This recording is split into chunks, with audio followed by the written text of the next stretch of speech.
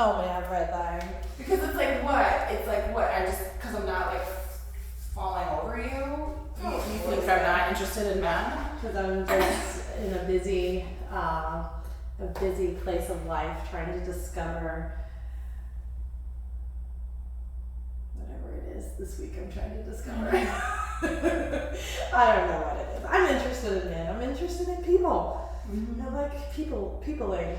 If Tim and I ever are not together for any reason, I'm going to get myself a wife because obviously we're better. we are the better species. I'm like, Well, so I've done quite a bit of sessions. I've been calling this Barefoot Journeys. Barefoot Journey. And normally I think of 3 really great questions to ask the person that I'm with. Okay. And for you, I was like, I don't want to think of anything. I just want you to tell me who you are. I just want to know, like, who you are. How did you come to the place that you are at now? And then we're going to move and do some stretching. Are we going to talk while we're moving? Oh, yes. But not in a very distracted way. Okay. So I'm not really going to give you cueing. You can just kind of like, oh, I like that. I'll do that. Oh, no, I don't like that. All right, I'm going to do that. We're just going to take some breaths before we get going. I like to do unity breaths to just get in sync with you. I mean, I know some of like, okay, facts. You have 2 sets of twins. Yes. That alone. I am an extreme thinker, so I instantly was like, how did she get 2 sets of twins? I don't know. Spontaneous, divine universe And I gifts. And I figured that. And so I literally was just like, this is a story that has to be told. But then I thought, no one wants to talk about their kids. No. We talk about them all the time. I mean, I'm in birth work, so I have so many questions about my pregnancies, my journey to becoming a mom, and my deliveries and postpartum and all of it. And it definitely informs, I think, every part of your life. I definitely think you seem very sane. You do not. We're gonna do a little pigeon. You do not seem like the typical, I'm losing my head, I'm imbalanced with work and life. I'm very well medicated. To be completely honest, that's what it is. Like, it was a journey to get here, though, and I'm still learning. But I had been told that I had anxiety my whole life, because I was an overthinker and always anxious about stuff, but it turns out I just had ADHD. And so really when you have that look back, it was like, oh, that was all of it. But I did have bad postpartum anxiety after I had Anthony and Rocco, and then I got my head right with a therapist and meds. And that's really what it is, because sometimes breathing isn't enough, and that's okay, you know? And it can be I'm very pro therapy and meds, because maybe it's a forever thing, or maybe it's a bridge to get you to the other side, and maybe it's for a phase in your life. I don't know if I would need to be on ADHD medication and anxiety meds if I wasn't a business owner and a mom of 4, running the world. And if I was just my own little happy ADHD self, jumping from hyperfixation to hyperfixation, and today we're gonna crochet, and tomorrow we're gonna do this. Oh my goodness. What a wonderful world that would be. You sound, that person you described, that sounds like me. It's so many of us, and I was just having this conversation with my girlfriends about how the world we live in today is just not built for us and the way that our brains work. But in yesteryear, we would have been the creatives, the inventors, the innovators, and we would have had a village to help us with our children, so it didn't feel like so much. Yeah. And guilt-ridden. And guilt. And it's what's the big deal if you don't finish it? Besides the self-loathing shame. But why does it need to be shameful? Yeah, absolutely. Absolutely tootly. I'm just gonna do a little pivot. Can I look at you? You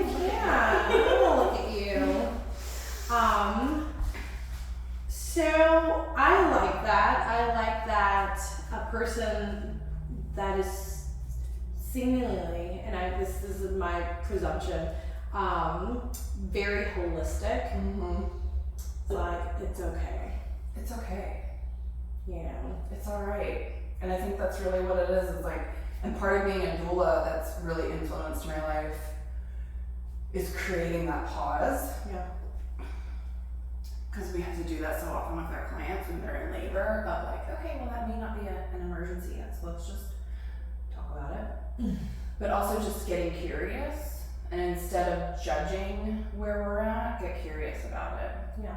And I'm really trying to do that with the kids too. Yeah. And in my own life.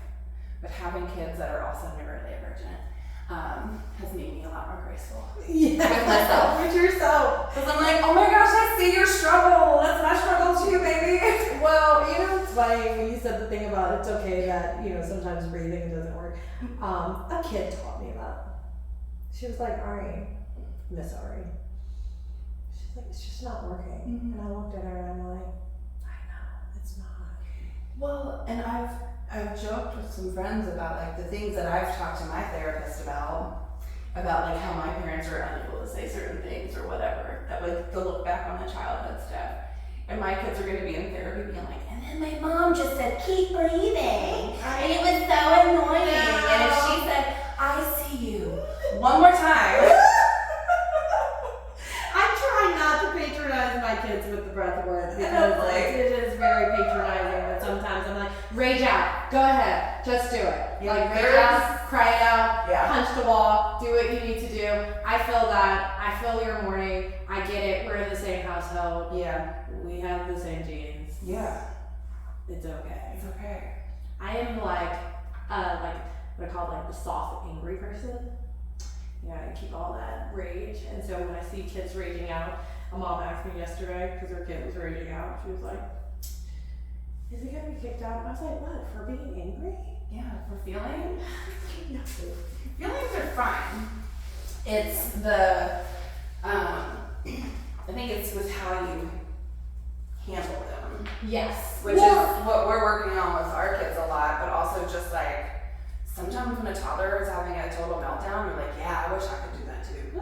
Because so many of us are like holding it all in and we're just like repressed. I'm very repressed. I tell myself this is my unhinged era.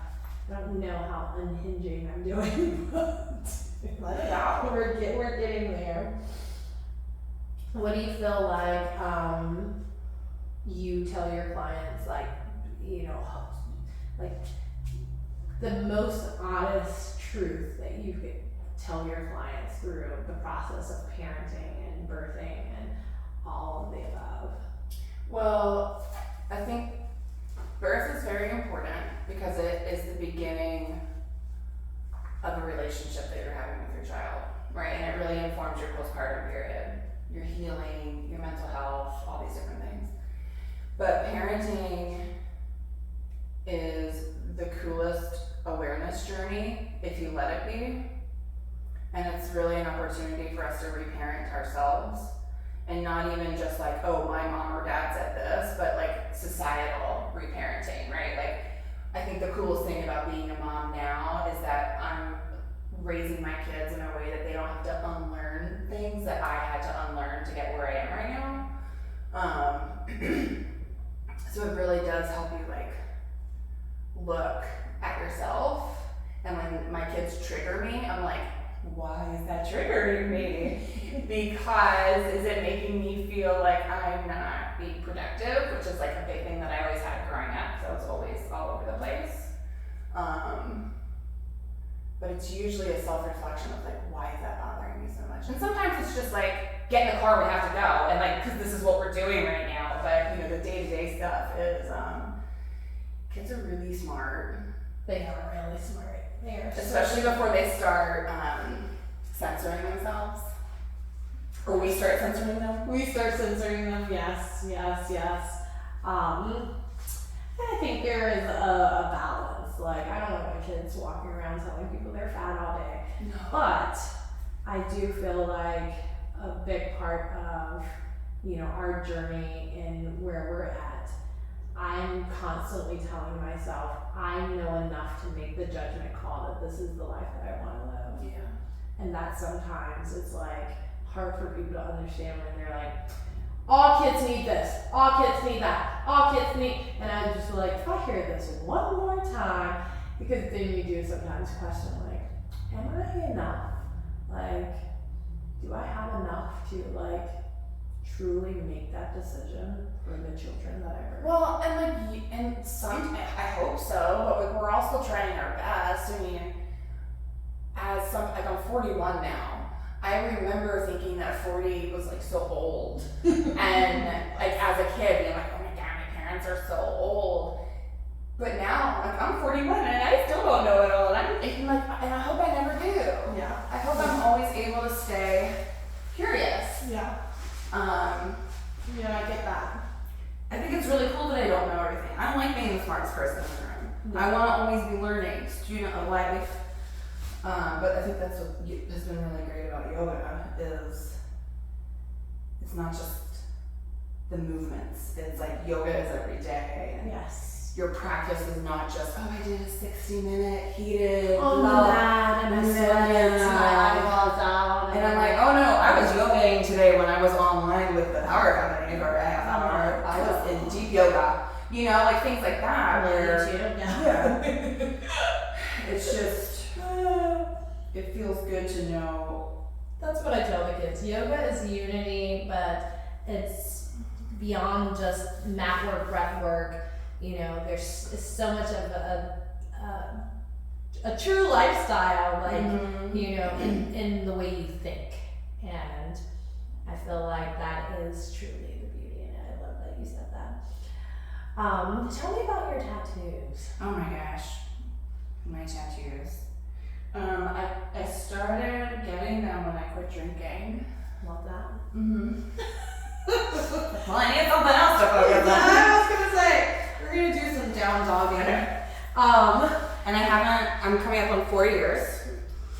Alcohol free. Love that. So I'm really excited about that. That's been a big part of my life too. And reducing my anxiety levels. Yeah, I think coffee plays a huge part in my anxiety level. Yeah, I can't give up caffeine. I'm like, well, you know, you're like, gosh, do I have to give up everything? Like, You know, I keep saying if coffee is my biggest vice, I'll take it. You know, I definitely think it's. It's like I used to smoke, I used to drink. I don't do either of those anymore, so now I get tattoos. I love that. but they do have like, some of them do have good meaning behind them, but honestly, I think at the point now where I'm like, that looks cool. I love that. Let's do that one. That is like also one of those like, hey, and that's okay. You know, I love sea creatures, and everyone's like, what is the meaning of you getting that? That I like it. That's what the meaning is. I like it. And it's my body. Yeah, that's definitely it. It's also, speaking of like, it's my body, it's been a fun, like, consent conversation with my kids. Because some of them are like, I don't think I ever want to get a tattoo. I'm like, cool, don't. Well, like my kids, who I'm afraid they may tattoo their foreheads. You know, it's gonna be an interesting feat. Oh, well, you're gonna come down, do a little cat cowing. Well, I love that. I love that you have tattoos. What made you want to be an entrepreneur? Well, you know, because I want to be my own boss and have my own schedule, but now I work all the time, so. Isn't that the funny thing? It is, but I got into the work I'm in as a birth worker and as a doula because I had, like I mentioned before, I had a rough go out at my first postpartum time. And then when we found out I was pregnant the second time with twins, our first reaction honestly was like, oh no, not again. Because they were both spontaneous pregnancies, like we were not anticipating it at all. So we hired a postpartum doula for 2 months and sunk all of our money into that, and it was worth every penny because she loved us and took care of our family, it was the most peaceful time. Yeah. Which I think a lot of people are like, what? Peaceful postpartum was like, because my older boys were still, they were almost 3. Mm-hmm. And then I had 2 newborns. And we spent a lot of time in bed on this queen mattress on the floor. And I was just like breastfeeding and like feeding my big kids fruit snacks to keep them cool. And it was fine. And I loved it. It was just so easy. Yeah. Because there was like no expectations on it. But I do think, and like as a, you know, mention of like society and how that looks, but like I was not working outside of the home at that point. Yeah. I was working full time when I had Anthony and Rocco, and knowing that I had like a countdown to get back to made it all very stressful. Yeah. But I had such great support that time that I figured, well, I was just like, wow, this is so much better than it was last time, and everybody deserves this level of care. And I started researching doula work, and that's how I kind of got into it. But it was one of those things where we're like, let's start out very part-time. I started when Danny and Lulu were about a year and a year old. I did their training. And then the deal was, if it's a viable job by the time they're in kindergarten, we'll keep at it. Yeah. And it was. So It's definitely a very worthy and noble career path. I wish I had a doula. I mean, I did the midlife, you know, I think it's still very, a little bit more, you know, medical, on the medical side, but I definitely think the way my mind operates, I would have not tried to overcompensate in certain areas. It was just like, I wanted these beautiful natural births, and then it didn't happen, and then I was like, well, we're definitely breastfeeding, and then I put so much stress on like having this journey with my kids, and you know all the techniques, but without, sometimes I feel like someone kind of helping you be accountable for utilizing them, it's like you just throw everything out the window. And I felt like, you know, I just threw so much out of the window and put so much expectations on the second go round, especially on my partner, that I was like, even that was unfair, you know. And I think the biggest thing is like, no matter what your birth experience looks like, whether you're like birthing in the woods with baby deer around you in a natural spring, or if you're like completely medically induced labor at the hospital, no matter what it looks like, it's like, did you have the information you needed to make the decisions, and did it feel like consensual care between you and your provider? Yeah. And that's what, like, if you have the look back of, was I satisfied with my birth experience? It's more in, did I feel safe? Did I feel heard? And did I feel respected? Versus like, oh my god, I had Pitocin and I gave up and got an epidural, and I'm like, oh, you mean you made a compassionate decision for yourself so you could sleep because you had been awake for 48 hours? Sounds like a great choice to me. Yeah. A sane choice. Like, what does your mindset look like when you meet your baby? Yeah. Because that informs your relationship and your bonding with your baby. Like, if you're going to start your relationship with your new baby in a complete trauma mindset, because you just experienced all of this trauma, and birth itself it's an inherent trauma on the body anyway. Oh no, I know. I mean, even the most peaceful ones, your body is moving and doing all these different things that you're like, oh, interesting. That's new. I didn't know we could do that. And then just like motherhood too. Like, all of my body injuries are from being a mom. Yeah. No, same. It's like, I was an athlete for my whole life, and I never had anything compared to what carrying twins twice did on my body. And the insurance companies are like, we don't care. You have to pay for that out of pocket. Yeah, I know. So But I'm like, if I was playing tennis and I fell, you would like send me to PT. Yeah. But now I have to pay for this out of pocket because my pelvic floor expanded and did this amazing stuff. And birth that alien. To create these cool kids. Yes. We're gonna grow up and be voters that voting on legislation that makes it hard for women to get the care they need. And your kids are amazing. They are.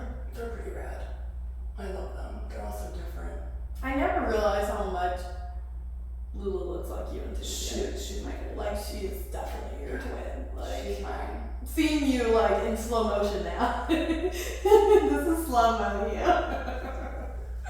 Okay, here's my last question. Okay. Tell me your wildest dream for the future. Like if we won the Mega Millions or something, I'd be such a good millionaire. But my wildest dream, like if I could just imagine my perfect world, it would probably be some sort of community living situation with my people. And whether that be like the people already in my lives, our family, or just inviting people into my life who, we all have like the same sort of outlook on life and goal.